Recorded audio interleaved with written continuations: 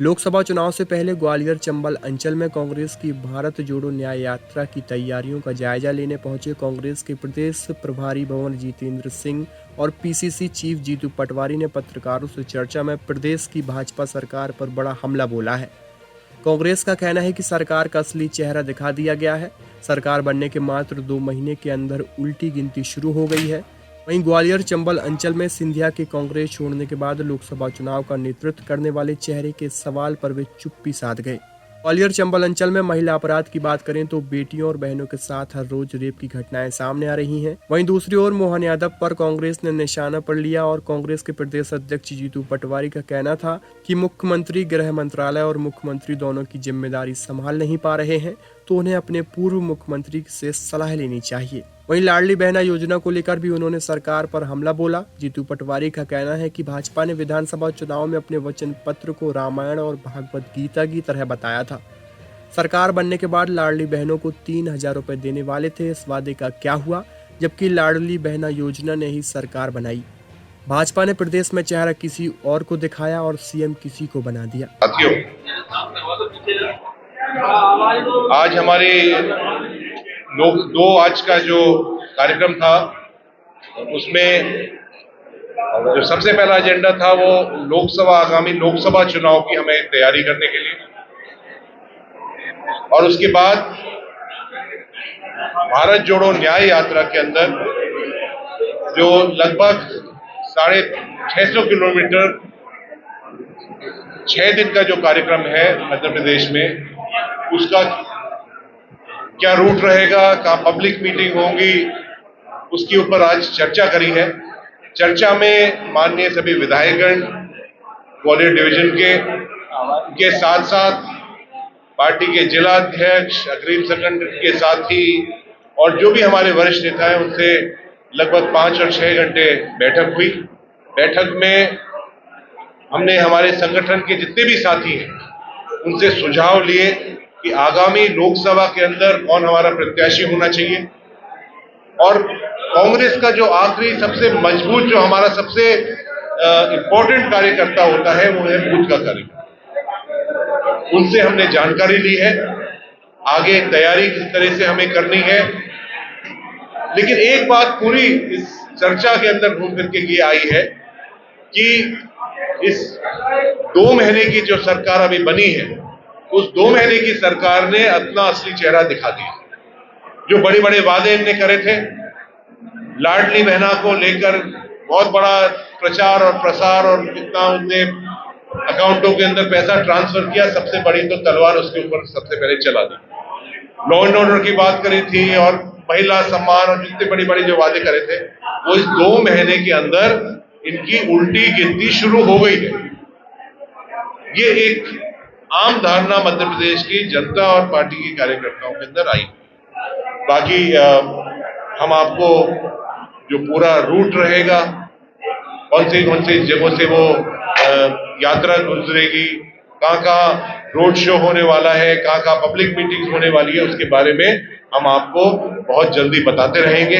अभी एक पूरी जो टीम होती है जो इस पूरी यात्रा का संचालन करती है, वो और यहाँ की जो स्थानीय नेता है वो इस पूरे रूट पर जाकर और ये कार्यक्रम बनाएंगे।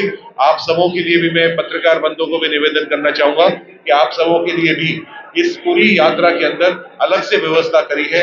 आगे वैन के अंदर आगे व्यवस्था करी है, आपका खाने की भोजन की सारी व्यवस्था करी है, जैसे आपको भी कोई परेशानी नहीं हो कवरेज करने के अंदर। पिछली बार हमने कुछ यात्रा जो पहले भारत जोड़ो यात्रा चली थी उसके अंदर कुछ कमियां रही थी, उस कमियों को हमने सुधारने का प्रयास किया है इस यात्रा। आप सबको निमंत्रण, एक तरह से प्रथम निमंत्रण दिया है। आप सब आमंत्रित है भारत जोड़ो न्याय यात्रा में। जैसा कि प्रभारी महोदय बता रहे थे कि लगभग 2 महीने हमारी नई सरकार को हुए हैं। आदरणीय मुख्यमंत्री जी, प्रदेश के गृह मंत्री जी भी हैं। सौभाग्य का विषय है कि वो जैसे ही मुख्यमंत्री बने, प्रदेश को चेहरा और किसी का दिखाया गया और मुख्यमंत्री और किसी को बनाया गया।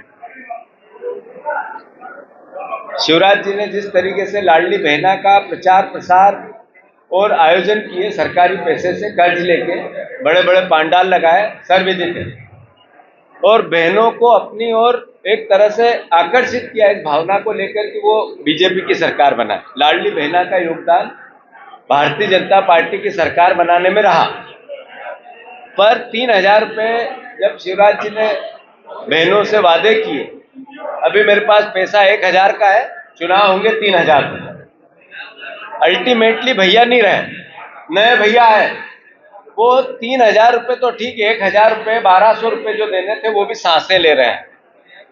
आपने, हमारे विधायकों ने जब प्रथम सत्र हुआ तो मुख्यमंत्री जी और भारतीय जनता पार्टी के सामने सकारात्मक विपक्ष की भूमिका निभाने का वचन दिया। लोकतंत्र दो पहियों का है, एक विपक्ष एक सत्ता।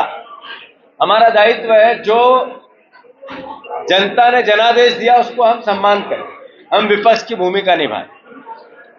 आप देखो कि मुख्यमंत्री जी ने गेहूं के दाम 2,700 रुपये भारतीय जनता पार्टी के वचन पत्र का हिस्सा था, 3,100 रुपये धान का दाम भारतीय जनता पार्टी के वचन पत्र का हिस्सा था। विधायकों ने सदन में ये बात रखी, तब मुख्यमंत्री जी ने कहा कि ये गीता और रामायण जैसा वचन पत्र है, एक एक अक्षर पढ़ा जाएगा, एक एक अक्षर लिखा जाएगा। आज 2 महीने में न एक अक्षर पढ़ा गया न लिखा गया।